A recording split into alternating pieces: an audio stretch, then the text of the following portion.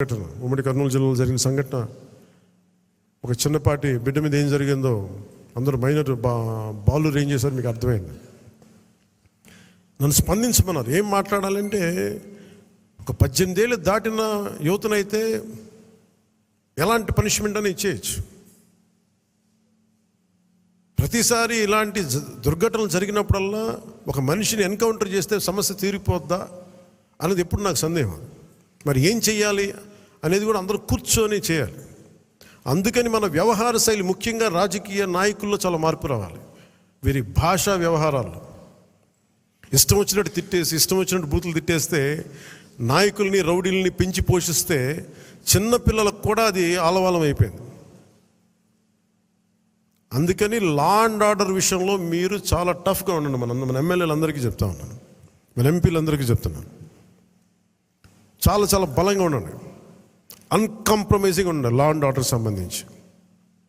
అలాగే విద్యా వ్యవస్థలో కూడా మనం నెక్స్ట్ మీటింగ్లో ఎప్పుడు కూర్చున్నప్పుడు దీనికి సమాజం కూడా మారాలి, కొంత బాధ్యత తీసుకోవాలి. ఈ సినిమాలు చూసో లేదంటే సామాజిక మాధ్యమాలకు ప్రతి ఒక్కరూ కూడా మన కుటుంబాల పట్ల మనం బాధ్యత తీసుకోవాలి.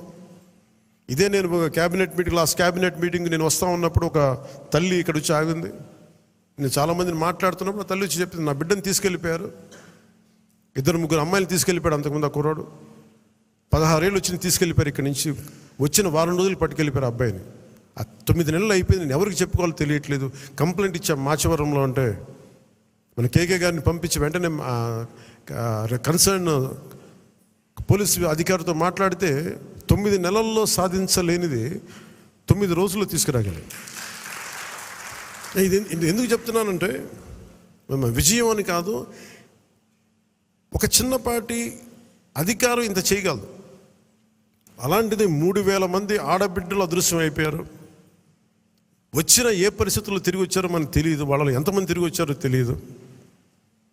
అందుకని ముఖ్యంగా ఆడబిడ్డలకి సంబంధించి మటుకు చాలా చాలా బలమైన మనకి ఈ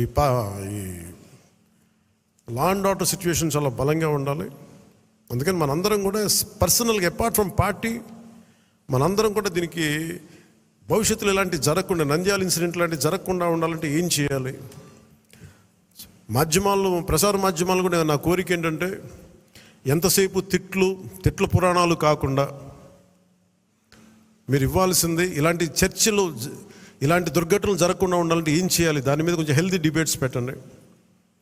మనోహర్ గారు సివిల్ సప్లైస్ ఎంత బలంగా పనిచేసిన మనోహర్ గారు